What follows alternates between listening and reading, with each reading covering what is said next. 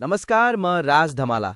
आज म तपाईहरूलाई के कुरा बताउन लागेको छु भने कम्पनीमा राजनीति भन्ने कुरा कति सामान्य रहेछ। तपाईले पनि अनुभव गर्नुभएकै होला। कतिपय कम्पनीहरूमा वर्षौंदेखि उही हाकिमहरू बसिरहन्छन्, तर नयाँ छिर्ने कर्मचारीहरू चाहिँ छोटो समयमै छोडेर जान्छन्। आखिर किन होला यस्तो? यसको मुख्य कारण भनेको कम्पनीभित्रको राजनीति नै हो। जहाँ राजनीति हुन्छ त्यहाँ नयाँ मान्छेलाई प्रवेश गर्न र टिक्न कठिन हुन्छ। तपाई पनि यस्तै कुनै कम्पनीमा काम गर्दै हुनुहुन्छ जहाँ प्रवेश गर्न त सजिलो छ तर टिक्न गाह्रो छ? त्यसो भए यो भिडियो तपाईकै लागि बनेको हो। वरिष्ठ कर्मचारीहरू सिनियर स्टाफ उही ठाउँमा टिकिरहने स्ट्याग्नेन्ट र कनिष्ठ कर्मचारीहरू जुनियर स्टाफ चाहिँ बदलिरहने हाई टर्नओभर हुनु भनेको संगठनात्मक राजनीतिको अर्गनाइजेसनल पोलिटिक्स एउटा ठूलो संकेत हो। यसको अर्थ के हो?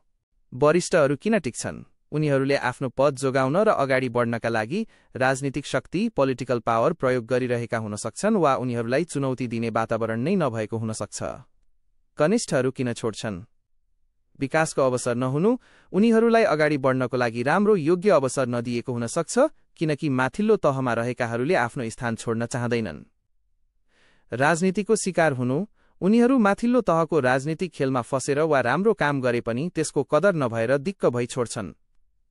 विषाक्त वातावरण, टक्सिक एन्भाइरोमेन्ट, राजनीतिले गर्दा काम गर्ने वातावरण स्वस्थ नहुनु र तनावपूर्ण हुनु।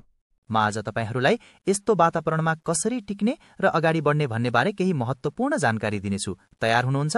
ल त सुरु गरौं। सबैभन्दा पहिला तपाईले कम्पनीको राजनीतिक समीकरणलाई बुझ्ने प्रयास गर्नुपर्छ। को प्रभावशाली व्यक्तिहरू हुन्, उनीहरूका बीचमा कस्तो सम्बन्ध छ, यी कुराहरू बुझ्न तपाईलाई धेरै मद्दत पुग्नेछ। दोस्रो, तपाईले आफ्नो काममा ध्यान केन्द्रित गर्नुपर्छ। तपाईको कामको गुणस्तर नै तपाईको सबैभन्दा ठूलो हतियार हो।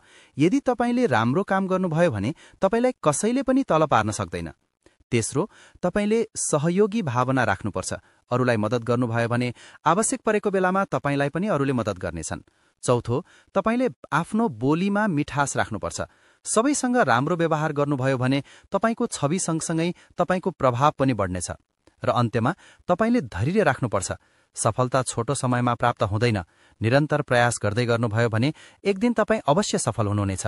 त यी थिए आजका केही महत्त्वपूर्ण जानकारीहरू। तपाईलाई कस्तो लाग्यो? कृपया आफ्नो प्रतिक्रिया दिनुहोला।